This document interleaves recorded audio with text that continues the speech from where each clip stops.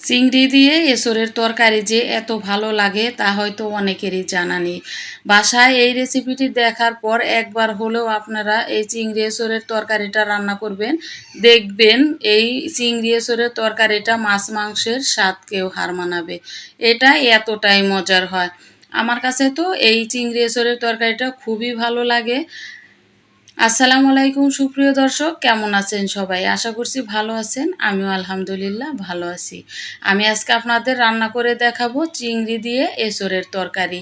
আর এই চিংড়ি এঁচোড়ের তরকারি আপনারা একবার যাকেই রান্না করে খাওয়াবেন দেখবেন সেই আপনার কাছে এই রেসিপিটা জানতে চাইবে।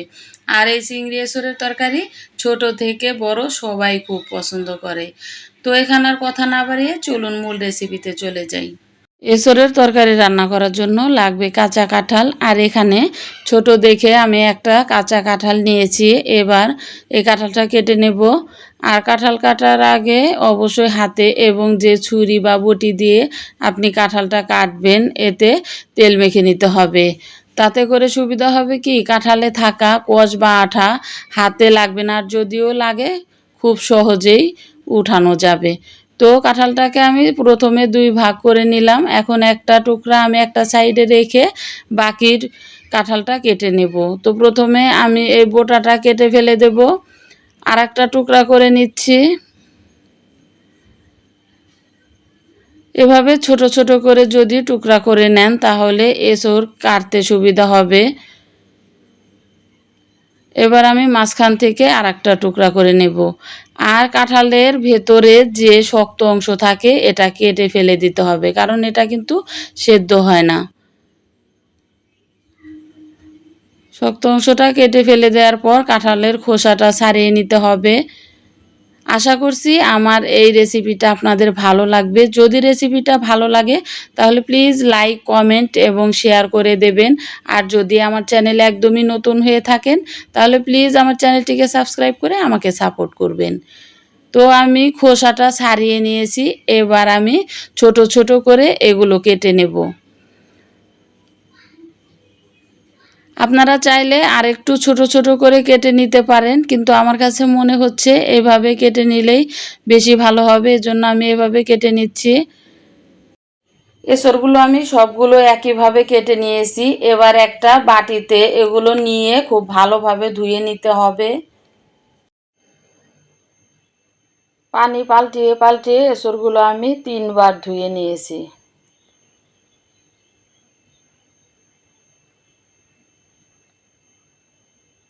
এখন আমি এখানে নিয়েছি ছোট সাইজের 6টা আলু। আমি ছোট ছোট করে কেটে নিয়েছি। এবার সরাসরি চলে যাব চুলায়। চুলায় একটা হাঁড়িতে দিয়ে দিয়েছি পর্যাপ্ত পরিমাণে পানি, দিয়ে দিলাম 1 চা চামচ লবণ আর হাফ চা চামচ হলুদের গুঁড়া। এখন এখানে দিয়ে দেব কেটে রাখা আলু। আলুগুলো আমি সামান্য পরিমাণে সেদ্ধ করে নেব। 2 থেকে 3 মিনিট সেদ্ধ করে নিলেই হবে। তো আলুগুলো সেদ্ধ হয়ে গেছে, এখন আমি উঠিয়ে নেব। একদম নরম করে ফেলা যাবে না, আলুগুলো শক্ত থাকা অবস্থায়ই পানি থেকে তুলে নিতে হবে। এই পানিতেই আমি দিয়ে দিচ্ছি কেটে রাখা এঁচোড়। আর এই এঁচোড়গুলো একটু ভালো করে সেদ্ধ করে নিতে হবে। আমি এই এঁচোড়গুলো 7 থেকে 8 মিনিট সেদ্ধ করে নেব। এঁচোড়গুলো আমি 7 মিনিট সেদ্ধ করে নিয়েছি। এবার চুলাটা বন্ধ করে দিয়ে এঁচোড়গুলো পানি থেকে তুলে নেব। চিংড়ি এঁচোড় রান্না করার জন্য লাগবে চিংড়ি, এজন্য এখানে নিয়েছি কিছু চিংড়ি। আর চিংড়িগুলো আমি কেটে ধুয়ে পরিষ্কার করে নিয়েছি। এখানে দিয়ে দিব সামান্য পরিমাণে লবণ আর সামান্য পরিমাণে হলুদের গুঁড়া। হলুদ আর লবণ দিয়ে চিংড়িগুলো আমি মেখে নেব। এবার চুলায় একটা ফ্রাই প্যান বসিয়ে দিয়েছি আর দিয়ে দিচ্ছি আধা কাপ সরিষার তেল। তেলটা গরম হয়ে আসলে এখানে দিয়ে দিতে হবে মেখে রাখা চিংড়িগুলো। আর চিংড়িগুলো খুব বেশিক্ষণ ভাজা যাবে না, 1 থেকে 1.5 মিনিটের মতো এই চিংড়িগুলো ভেজে নিলেই হবে। খুব বেশি ভাজলে কিন্তু চিংড়িগুলো রাবারের মতো শক্ত হয়ে যাবে। তো চিংড়িগুলো তেল থেকে আমি তুলে নিচ্ছি। এই তেলেই আমি আলুগুলো ভেজে নেব। দিয়ে দিচ্ছি সেদ্ধ করে রাখা আলু।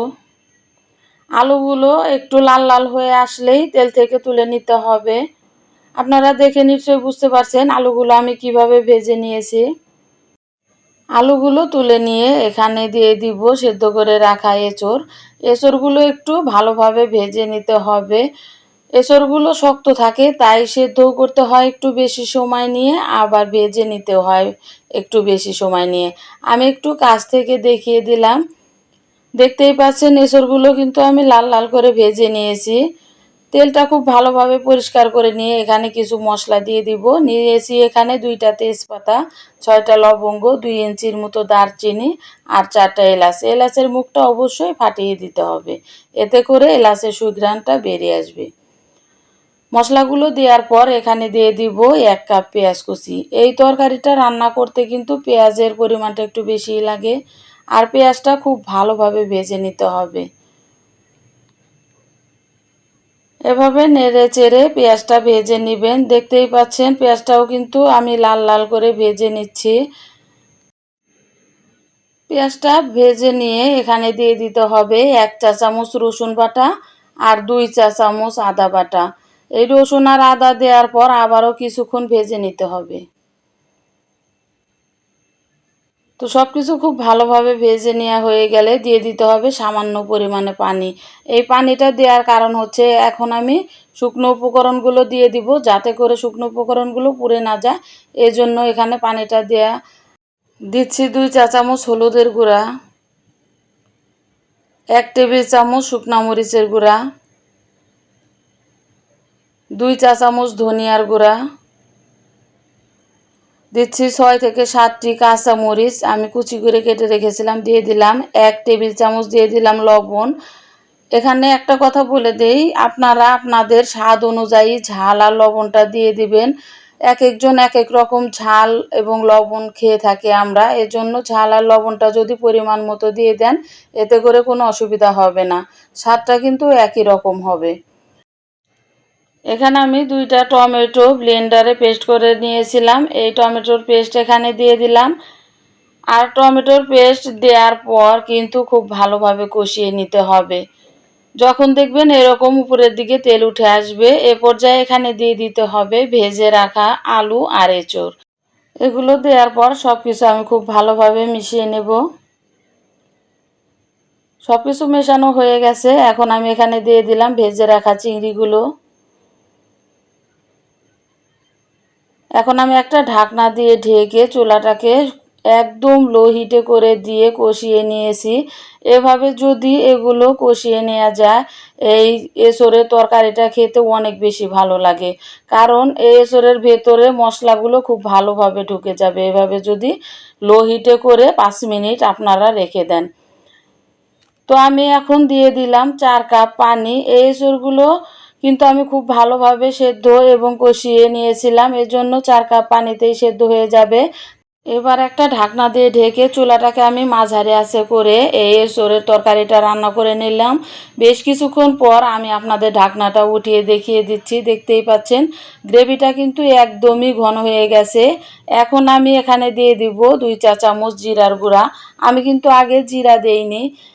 এই এঁচড়ের তরকারিটা একদম রান্না শেষ পর্যায়ে জিরার গুঁড়াটা দিলে এঁচড়ের তরকারি খেতে অনেক বেশি ভালো লাগে, এজন্য আমি জিরা গুঁড়াটা একদম শেষ পর্যায়েই দিয়ে দিলাম। এভাবে রান্নার শেষ পর্যায়ে যদি জিরার গুঁড়া দেওয়া যায়, তাহলে এই এঁচড়ের তরকারিটা খেতেও অনেক বেশি ভালো লাগে। তো একদম এঁচড়ের তরকারিটা রান্না শেষ, এখন চুলাটা বন্ধ করে দিয়ে চুলা থেকে নামিয়ে নিলাম। দেখে নিশ্চয়ই বুঝতে পারছেন এই তরকারিটা কতটা লোভনীয় হয়েছে। আপনারা একবার হলেও বাসায় এই এঁচড়ের তরকারিটা রান্না করবেন, দেখবেন সবাই খুব মজা করে খেয়ে নেবে। আশা করছি আমার এই রেসিপিটা আপনাদের খুব ভালো লাগবে। আজকের মতো এখানেই